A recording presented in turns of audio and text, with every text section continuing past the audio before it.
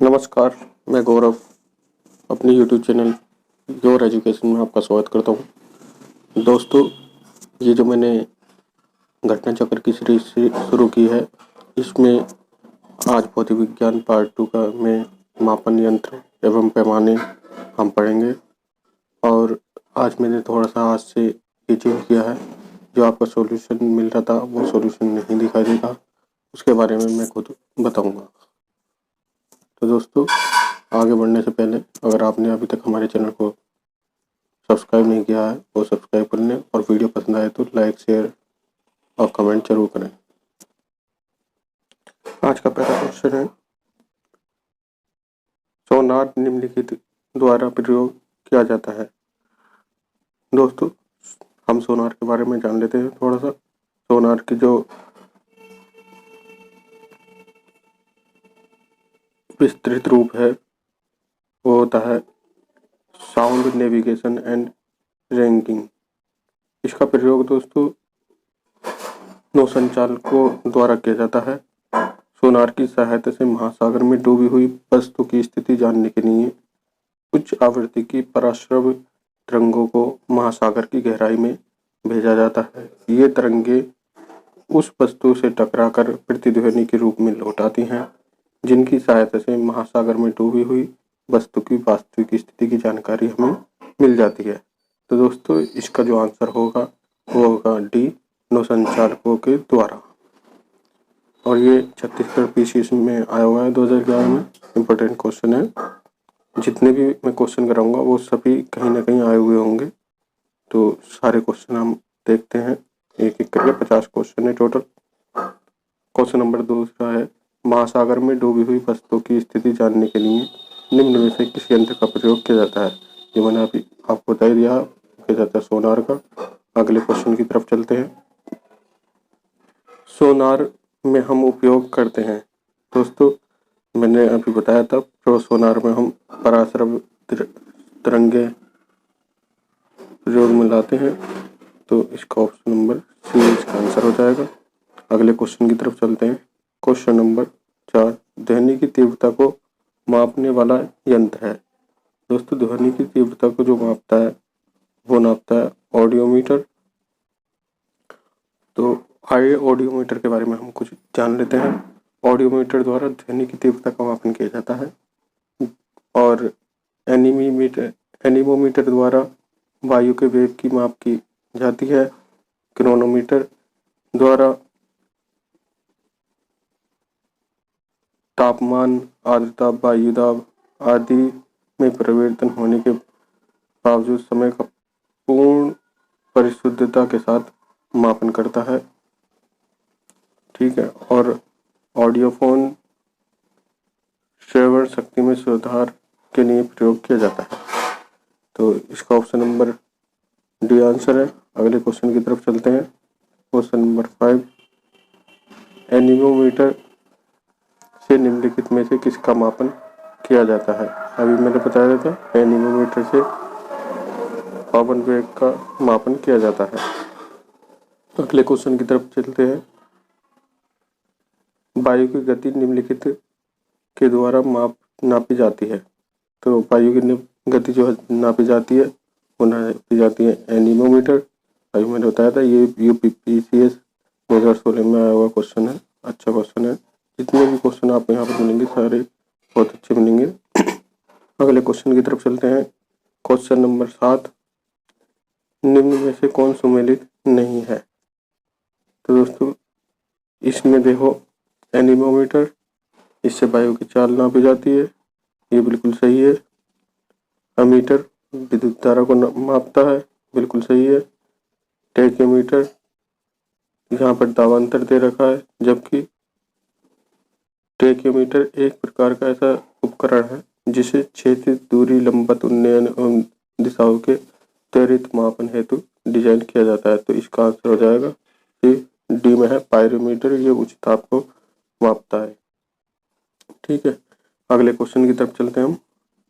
Question number 8, देखो ये बहुत अच्छा क्वेश्चन है और काफी बार काफी जगह आया हुआ है।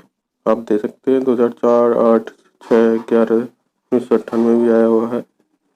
पायरोमीटर किसके मापन में प्रयोग किया जाता है?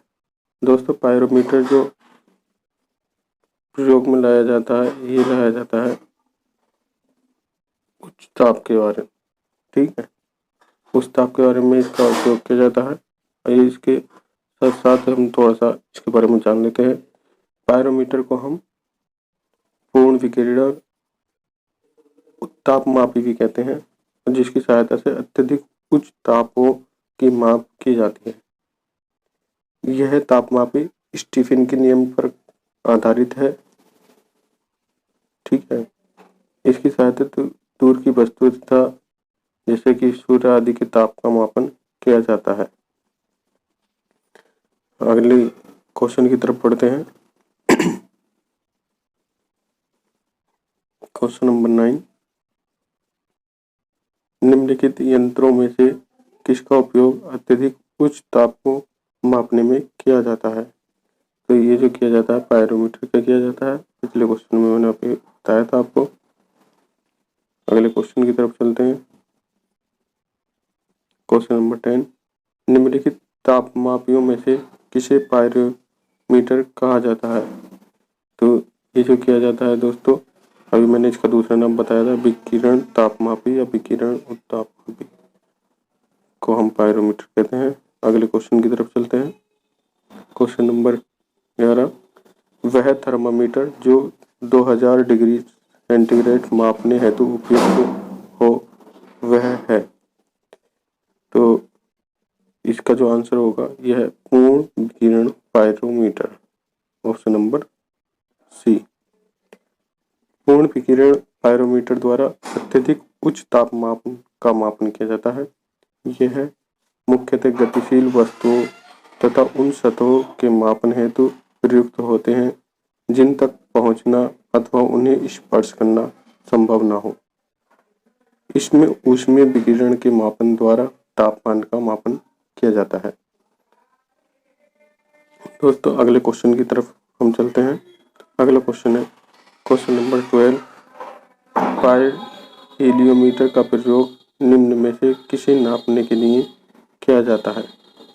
तो ये जो किया जाता है दोस्तों, ये सोलर रेडिएशन को मापने के लिए किया जाता है, ऑप्शन नंबर बी। अगले क्वेश्चन की तरफ चलते हैं। क्वेश्चन नंबर 13, मैनोमीटर के द्वारा किसकी माप की जाती है? दोस्तों इसमें ऑप्शन भी आ गया, सॉरी, उसके लिए माफी चाहता हूँ, ये आपको दिख गया, और ये गैसों के लिए उपयोग किया जाता है मैनोमीटर। अगले क्वेश्चन की तरफ चलते हैं हम। अगला क्वेश्चन है क्वेश्चन नंबर 14,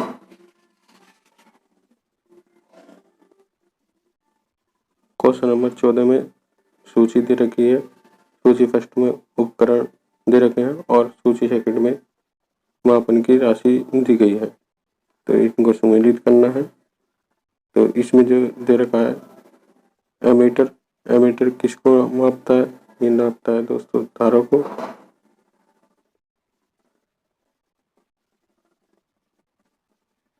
हाइग्रोमीटर, हाइग्रोमीटर नापता है सापेक्ष आर्द्रता को।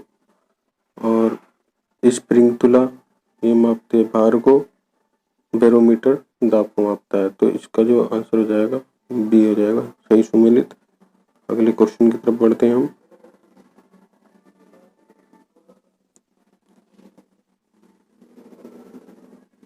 क्वेश्चन नंबर 15, इसका भी आंसर यहाँ पर आ गया है, उसके लिए माफी चाहता हूँ। ये निम्नलिखित में से कौन सा एक सही सुमेलित नहीं है? इसमें ऑडियोमीटर वाहनों के पहियों द्वारा तय की गई दूरी मापने का यंत्र है, ये सही है। ऑडोमीटर विद्युत चुम्बकीय तरंगों की आवृत्ति मापने का यंत्र है, ये भी सही है। ऑडियोमीटर ध्वनि तीव्रता मापन युक्ति है और एमीटर ये विद्युत शक्ति मापन यंत्र है, ये विद्युत शक्ति मापन यंत्र नहीं है। विद्युत, जबकि एमीटर जो है विद्युत धारा के मापन के लिए प्रयुक्त किया जाता है, न कि विद्युत शक्ति के मापन के लिए, ठीक है। अगले क्वेश्चन की तरफ चलते हैं। क्वेश्चन नंबर 16 विद्युत धारा निम्न में से किस उपकरण से मापी जाती है? ये नापी जाती है दोस्तों एमीटर से। Option number B. अगले क्वेश्चन की तरफ चलते हैं हम। क्वेश्चन नंबर 17 पर आ गए। वायुमंडलीय दाब को मापने में यंत्र का उपयोग किया जाता है। तो वायुमंडलीय दाब को मापने में किस यंत्र का प्रयोग किया जाता है दोस्तों? ये आपको पता ही है, ये बैरोमीटर से किया जाता है। अगले क्वेश्चन की तरफ चलते हैं। क्वेश्चन नंबर 18 साधारण बैरोमीटर में कौन सा द्रव प्रयोग किया जाता है? दोस्तों इसमें जो है वैसे तो मेनली पारे का उपयोग किया जाता है और अलग अलग बैरोमीटर में अलग अलग चीज़ों का उपयोग किया जाता है, जल का भी उपयोग किया जाता है। इसलिए इसमें आंसर जो है किसी को भी नहीं माना है, लेकिन अगर जो आपका आता है तो पारे को आप प्रायोरिटी देंगे। अगले क्वेश्चन की तरफ चलते हैं। क्वेश्चन नंबर 19 दूध का आपेक्षिक घनत्व ज्ञात किया जाता है। दूध का जो आपेक्षिक घनत्व है वह किससे ज्ञात किया जाता है? ये इलेक्ट्रोमीटर से ज्ञात किया जाता है। ये पिछले क्वेश्चन का लगा रह गया था सर। ये इलेक्ट्रोमीटर से ज्ञात किया जाता है दोस्तों, याद रखने से। अगले क्वेश्चन की तरफ चलते हैं हम। क्वेश्चन नंबर 20 दूध के घनत्व को किसके द्वारा मापा जाता है? तो ये मापा जाता है इलेक्ट्रोमीटर के द्वारा। अभी पीछे भी यही क्वेश्चन था। अगला क्वेश्चन वायुमंडल की सापेक्ष आर्द्रता नापी जाती है। तो ये जो नापी जाती है दोस्तों ये हाइग्रोमीटर से नापी जाती है, ठीक है। और इलेक्ट्रोमीटर से दूध की शुद्धता नापी जाती है और हाइड्रोमीटर से द्रव या जल का घनत्व नापा जाता है। पोटेंशियोमीटर से विभवांतर का मापन करते हैं।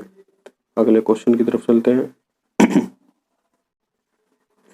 क्वेश्चन नंबर 22 हवा में आर्द्रता को नापने के लिए कौन सा उपकरण प्रयोग में लाया जाता है?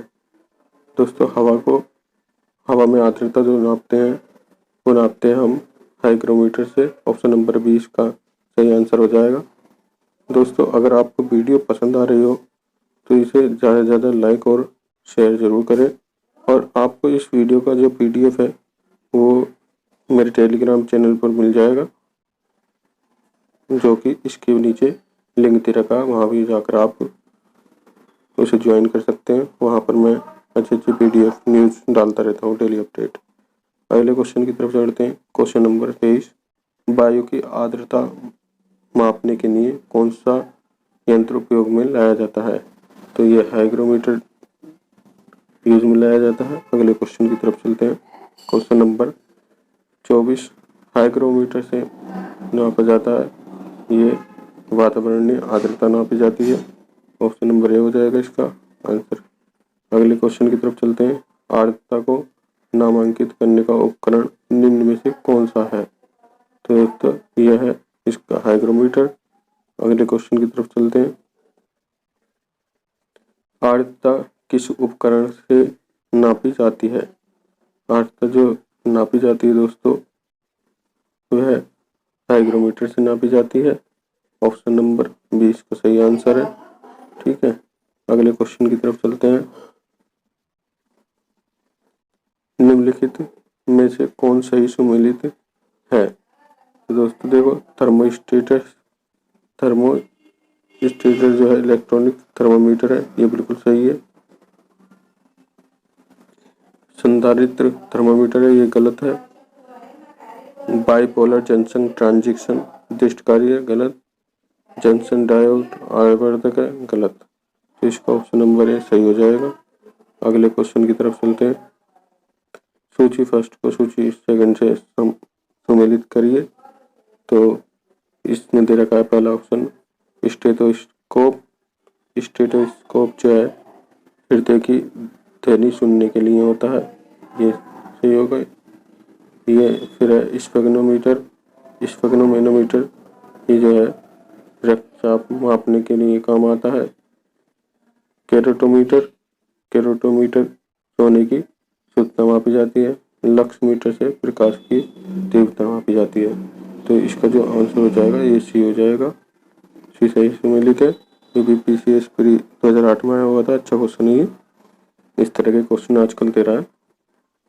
रक्त दाब नापने के यंत्र का नाम बताइए।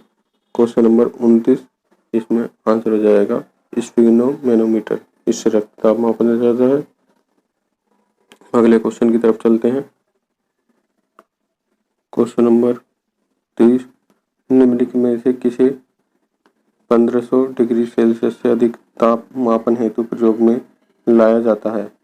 तो ये जो लाया जाता है दोस्तों, पायरोमीटर को लाया जाता है 1500 से अधिक ताप मापन हेतु। अगले क्वेश्चन की तरफ चलते हैं। क्वेश्चन नंबर 31,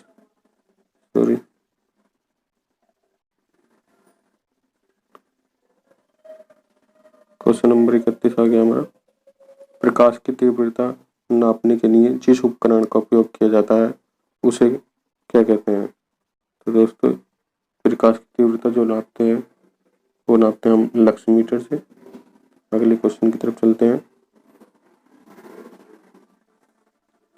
रडार उपयोग में आता है। रडार किस उपयोग में आता है ये आप सभी को पता है। रडार रेडियो तरंगों द्वारा वस्तुओं की स्थिति ज्ञात करने में ना उपयोग लाया जाता है। अगले क्वेश्चन की तरफ चलते हैं। निम्न में कौन सी राशि रिएक्टर पैमाने पर मापी जाती है। तो रिएक्टर पैमाने पर जो मापी जाती है वो भूकंप मापा जाता है रिएक्टर स्केल पर। इसके बारे में कुछ जान लेते हैं। रिएक्टर स्केल भूकंप की तीव्रता को मापने का एक पैमाना है। यह एक लॉगरिथम स्केल है जिसमें 1 से 9 तक बराबर बांटा पैमाना होता है। रिएक्टर स्केल में प्रत्येक आगे की संख्या अपने ठीक पीछे वाली संख्या के 10 गुने परिमाण को बताती है। तो अगले क्वेश्चन की तरफ चलते हैं हम। देर करें। अगला क्वेश्चन है क्वेश्चन नंबर 34, भूकंप की तीव्रता का मापन किया जाता है। ये किया जाता है दोस्तों रिक्टर पैमाने पर। अगला क्वेश्चन यहाँ पर दे रखा है। रिक्टर पैमाना मापने के लिए प्रयोग किया जाता है। ये भूकंपीय लहरों का आयाम को मापता है। Answer number C. अगले क्वेश्चन की तरफ चलते हैं हम। क्वेश्चन नंबर 36, भूकंपों की तीव्रता मापी जाती है। तो ये किस स्केल पर नापी जाती है। ये रिक्टर पैमाने पर मापी जाती है। ऑप्शन नंबर ए इसका सही होगा। अगले क्वेश्चन की तरफ चलते हैं हम। क्वेश्चन नंबर 37, कौन सा सुमेलित नहीं है। तो सेल्सियस ताप को नापता है, ये बिल्कुल सही है। बी किलोवाट आवर विद्युत का है। RH गुणित रक्त का है। रिक्टर पैमाना आर्द्रता नहीं है, ये भूकंप का होता है। तो ये गलत होगा। इसका आंसर नंबर डी सही हो। अगले क्वेश्चन की तरफ चलते हैं। ताप के निम्नलिखित में से किस पैमाने में ऋणात्मक मान नहीं होता है। तो ये जो ऋणात्मक मान नहीं होता है ये केल्विन में कभी भी नहीं होता है। अगले क्वेश्चन की तरफ चलते हैं। क्वेश्चन नंबर 39, निम्न में भूकंप मापी यंत्र कौन सा है। भूकंप मापी यंत्र जो है वो सिस्मोग्राफ है। ऑप्शन नंबर बी सही होगा इसका। अगले क्वेश्चन की तरफ चलते हैं। क्वेश्चन नंबर 40, भूकंप की तीव्रता किससे मापी जाती है। दोस्तों ये जो मापी जाती है सिस्मोग्राफ से मापी जाती है। अच्छा क्वेश्चन है। भूकंप से रिलेटेड एक न एक आ ही जाता है। निम्नलिखित युक्तियों में से किसके द्वारा भूकंप की तीव्रता का मापन किया जाता है। ये दोस्तों काफी बार आ चुका है। सिस्मोग्राफ के द्वारा की जाती है। तो आपके याद ही हो गया होगा। मैं आपको एक एक क्वेश्चन यहीं पर याद करा दूंगा, बेफिक्र रहिए। एक एक क्वेश्चन को जितनी बार जिस तरीके से भी पूछा जाएगा वो यहाँ पर आपको मिलेगा और आपको और कहीं जाने की जरूरत नहीं है। सिर्फ जो भी आपने पढ़ा है, थ्योरी आपने जहाँ से भी पढ़ी है, जैसी भी पढ़ी है, उसको अगर आपको टेस्ट करना है तो मेरी ये क्लास जरूर देखा करें। आपको अपना जो भी पढ़ाई का स्केल है वो पता चल जाएगा। आपको कितना याद रहता है वो भी पता चल जाएगा।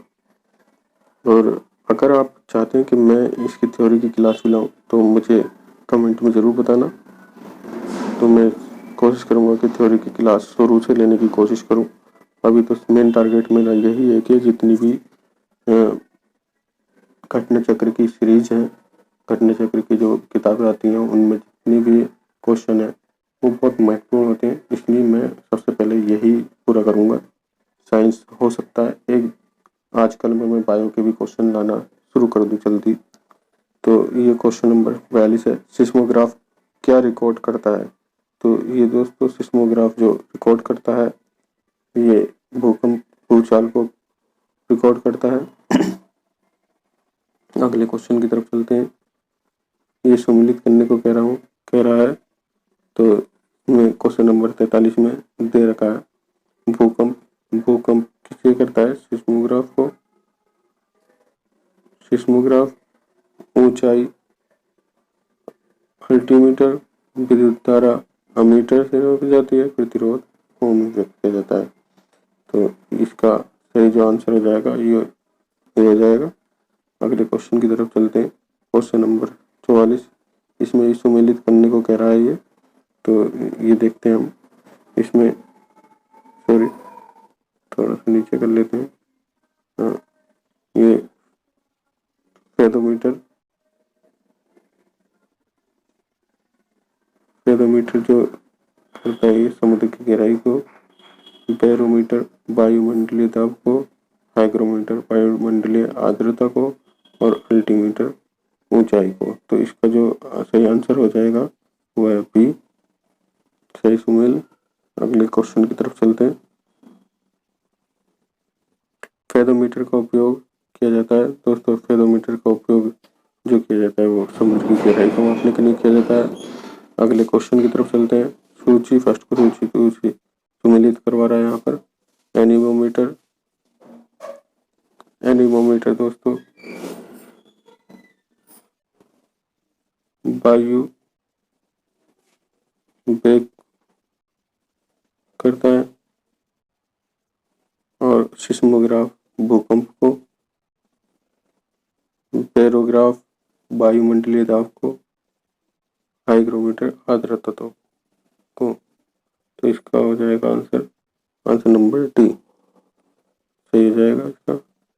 अगले क्वेश्चन की तरफ चलते हैं हम। क्वेश्चन नंबर 47 में सम्मिलित नहीं है, ये हमें ध्यान से देखना है। इनमें से कौन सा सम्मिलित नहीं है? मैनोमीटर दाब को नापता है, सही है।